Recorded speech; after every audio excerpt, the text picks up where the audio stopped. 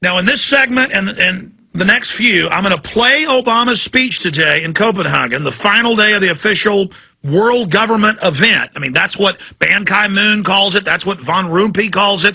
The head of the EU, head of the UN, Schwarzenegger calls it that. David de Rothschild calls it that. No more denial, private world government. So I'm going to play Obama and briefly stop him and cover each lie. Here is Obama today in Copenhagen. Good morning. It is an honor for me to join this distinguished group of leaders from nations around the world.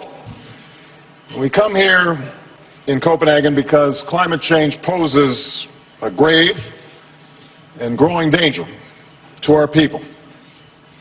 All of you would not be here unless you, like me, were convinced.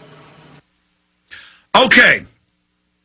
Now, that's about 30 seconds of it. Let's go over the lies. He says, all of you leaders are here. You all agree that climate change is a grave and deadly threat and is really happening. That's a complete fraud. More than 50 of the delegates of the 190 plus that are there on record have said they are questioning ClimateGate and the official story, and a bunch of world leaders from those countries are questioning it, and that's on record. You know, the president of the Czech Republic, countless others, the Russians, you name it, the Japanese, the Chinese, the Indians, I mean, it goes on and on. So that's a lie. You're all here, you all agree, and you all agree it's a grave danger. And notice it's not global warming now because things are getting colder, naturally. It's global change. The change is not normal. The seasons are not normal. Okay, so let's continue. Unless you, like me, were convinced that this danger is real. This is not fiction. It is science. Hit pause. This is not fiction, it is science. When the main UN university in England that produced the key documents and the head scientist for the IPCC, Santer, separately from ClimateGate, now admits, as of Wednesday on national U.S. television, this is huge news, that he took out 5 areas of the report where the UN's own scientists said man is not causing this. The final report, they cut it out. Of course man can't do anything near the sun or anything near the moon. And the tidal changes from the moon, the amount of gases exchanged by all of that water moving. I mean, that alone, the moon is unbelievable. But the sun dwarfs it. So it's just incredible. All of it is lies. Continue. Unchecked, climate change will pose unacceptable risks to our security, our economies, and our planet. Hit pause. Unacceptable risk. You have the UN caught fixing the data. This is the same thing when he talks about this is not a fiction, this is science. That's like Al Gore talking about how he invented the internet. Total lie. Or Al Gore saying polar bears can't swim and are all dying when their numbers have more than tripled in the last 50 years. Official numbers. That's like Bill Clinton saying I did not have sex with that woman. Or Richard Nixon saying I'm not a crook. Or George Bush Sr. saying read my lips. It's a lie. It's a lie. So he's saying this is science, this is fact, you can't question. When their scientists have been proven in premeditated fraud. Here's a guy saying pay taxes to a private global corporation, the World Bank and IMF, or the seas are going to rise and you're going to drown. Back to it. This much we know. The question then before us is no longer the nature of the challenge. The question is our capacity to meet it. Hit pause. See, you just keep saying, everyone knows, everyone knows. It's not a question. It's a fact. We know. The facts are in. You've got to do what I say. It's a fact. It's a fact. It's a fact. A total con man. Just a slick Harvard lawyer con man running a scam on the dumb public. Well, the dumb public woke up to your scam, buddy. Let's go back to him.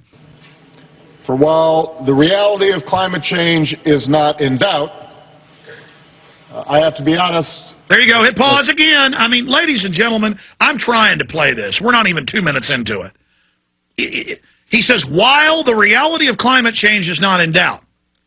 I guess in a lawyer speak, that's true. The climate is always changing. Just like on Mars, the ice caps were getting smaller the last 50 years. Suddenly, the last 5, it started getting bigger again.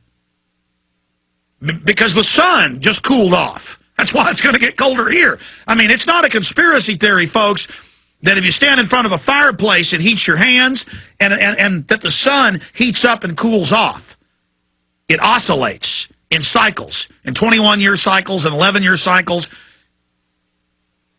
I mean, ancients worshiped the sun because they knew it created the heat. The UN said on Monday, no, it's not the sun. The sun has no effect. That's Associated Press headline.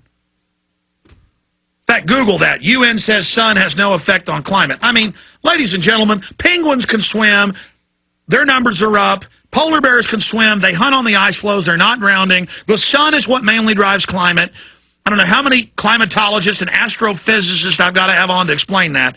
But when somebody tells you the sun isn't involved in the temperature, ladies and gentlemen, this planet would be below zero and would be hundreds of degrees below zero in days if the sun went out. We would be as cold as Pluto. Pluto, I forget, pull up the temperature of Pluto. It's something like thousands of degrees below zero. You know why?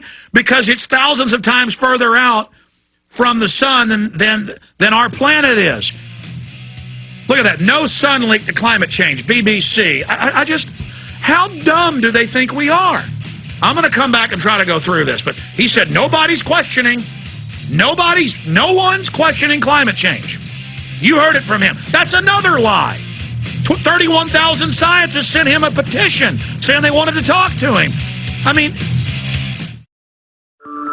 Okay, let's continue with Obama. So he just said no one questions climate change. Another lie. I mean, you know that's a lie.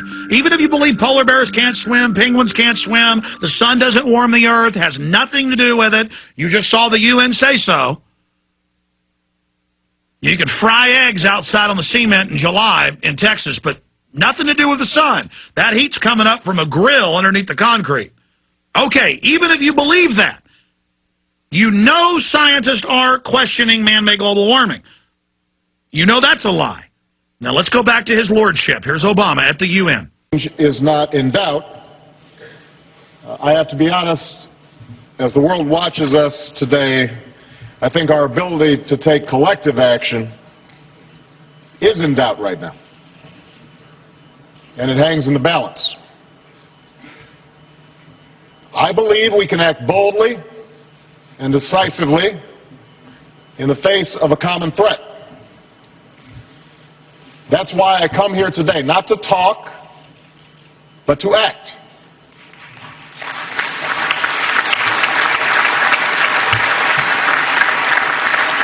Now, as the world's largest economy and as the world's second largest emitter, America bears our responsibility to...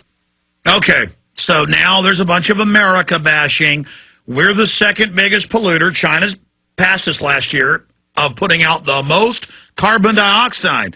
Let's not stop them from putting lead, mercury, and melamine in the baby milk and in the medicines and the foods and all the crud they ship over here. Let's not have China stop that. Let's have them stop putting out carbon dioxide. But wait, they don't have to make cuts under this agreement. Only we do. And so more of our industry will move there. But here he is in front of the UN, in front of all these countries, bad-mouthing his own country. Back to Obama. America bears our responsibility to address climate change. And we intend to meet that responsibility. That's why we've renewed our leadership within international climate change negotiations. That's why we've worked with other nations to phase out fossil fuel subsidies. All right, hit pause. What that means is, hey, the U.S. is run by the private banks, and the U.S. has funded the world government. We've been sucked dry to fund this, and we're intensifying our funding to buy all you third world countries off. And most of you presidents and prime ministers and parliament heads, you've all gotten giant cash payments from us to sell your people out. So you've been bought. So you deliver. You deliver, cutting off the resources and fossil fuels to your millions of people, many of which are living on the edge of starvation, and millions of which do starve. You kill your people for the New World Order because that's what Dutch Rothschild and the Queen of England and David Rockefeller want. That's the translation there. Back to Obama. That's why we've taken bold action at home, by making historic investments in renewable energy, by putting our people to work, increasing efficiency in our homes and buildings. All right, hit pause. More lies. They always candy coat their global taxation grid in electric cars, windmills, things that sound reasonable. But really, even those are boondoggles given to their select friends and buddies as payoffs. That's coming out in the news. So that's an inside scam.